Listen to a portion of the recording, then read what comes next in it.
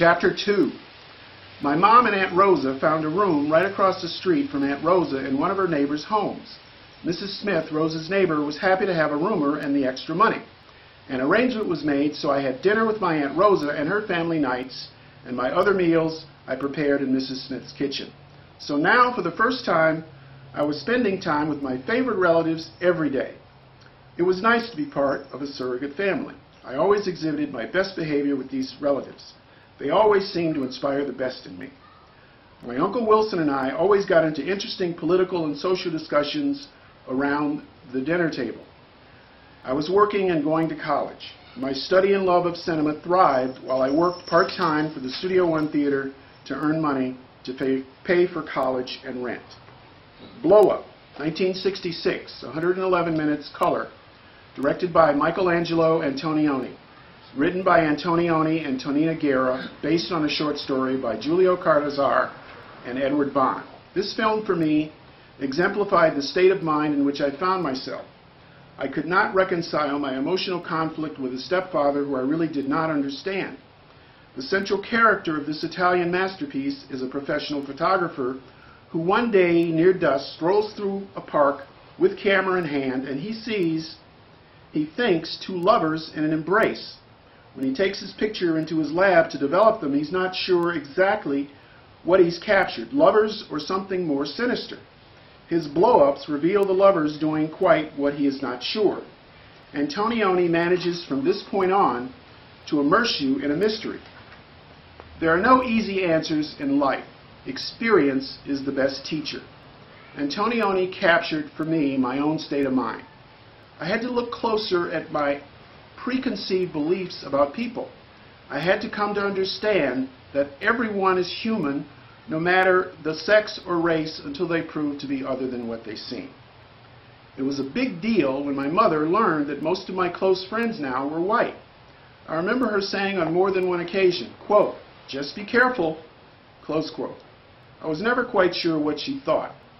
Later, as she came to trust me and meet my friends, she said, quote, "You have some really nice friends," close quote.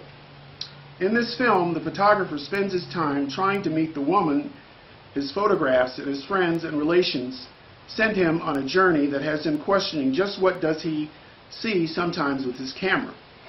Antonioni is having us look at ourselves looking at his film, life, people, relationships, and the world of the time. We were in the height of the Cold War, here today, gone tomorrow, in a cloud of radioactive fire. 1967 was an important year for the city of Detroit. I was rooming in the area that was very near the inner city, Detroit. I awoke one Sunday and thought, what is that noise? I did not know there was a parade or celebration going on when I came out of my room.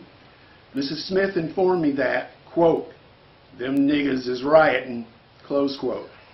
July 23rd marked the beginning of 5 days and nights of civil disorder, rebellion, riots, uprising, pick a description, in Detroit.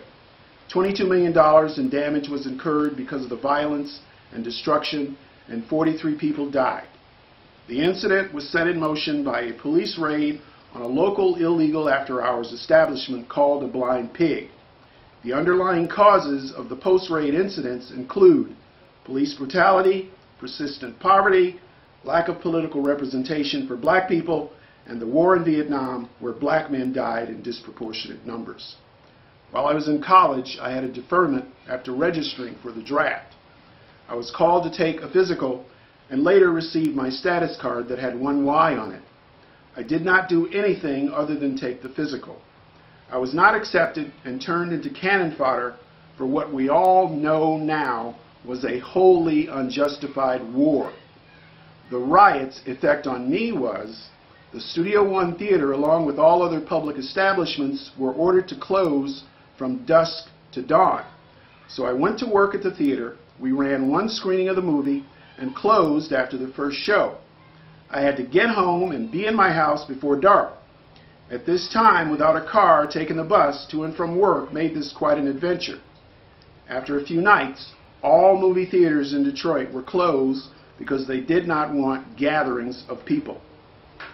In my neighborhood, once safely home, I remember seeing caravans of local and state police vehicles, 8 or 10 cars in a row, passing through the area just before dusk, with 4 people in each car, and all but the driver wielding rifles and shotguns, which they deliberately held out the window of the cars to impress upon anyone who saw them what they intended for those who broke the curfew.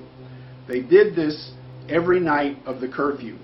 I believe that the current struggles that the city of Detroit, aside from the stupidity and greed of the automakers, can be directly traced to this event.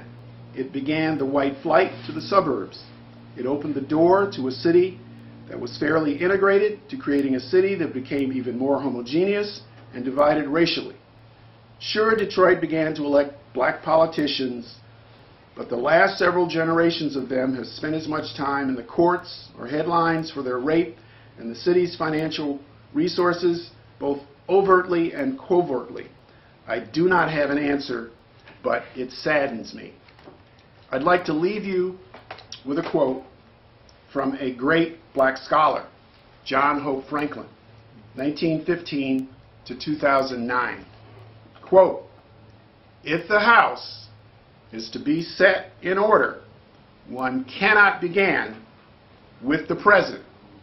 He must begin with the past." Close quote.